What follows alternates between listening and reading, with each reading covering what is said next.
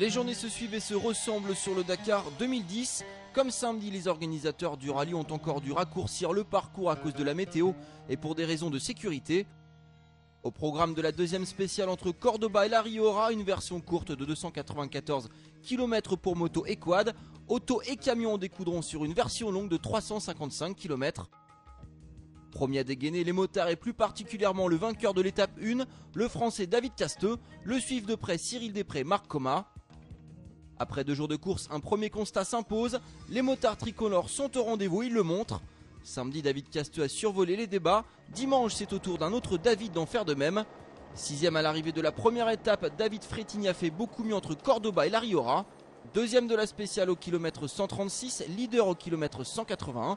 Le français de Yamaha en a fait voir de toutes les couleurs à ses adversaires du jour. David Casteux, Marc Coma ou encore Cyril Després sont loin et n'arrivent pas à suivre la cadence de l'épouvantail du jour. Preuve en est l'écart d'1 minute et 17 secondes qui sépare Frétigny et ses poursuivants au point de passage du jour kilomètre 229. Au final, la spéciale revient donc à David Frétigny, le français qui signe là sa 8ème victoire sur le Dakar. Deuxième à La Rioja, David Casteux, autre bleu et pilote une 450 cm3. Au classement général, Cocorico, 3 Français se placent donc sur le podium. David Casteux est toujours leader, suivent Després et Frétigny.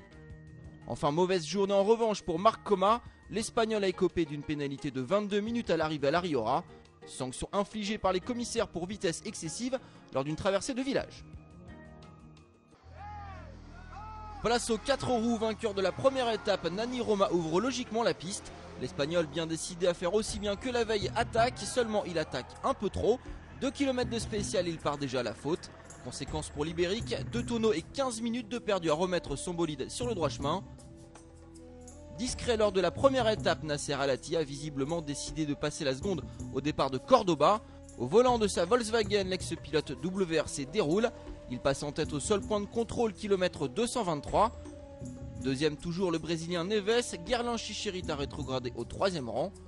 Dans les derniers kilomètres, le Qatari ne fléchit pas et remporte là sa 5ème spéciale sur le Dakar, sa première chez Volkswagen. Guerlain Chichéritt lui a réalisé un numéro de haut vol puisque le pilote BMW X-Red se classe 2ème à 1 minute et 8 secondes de son ex-coéquipier. Enfin, journée faste pour Volkswagen, la firme allemande qui place 4 voitures dans le top 5. Le Brésilien Neves est 3ème, Carlos Sainz 4ème et Marc Miller 5ème. Enfin, au classement général, Nasser Al-Attiyah prend la tête, suivent Carlos Sainz et Stéphane Peterhansel.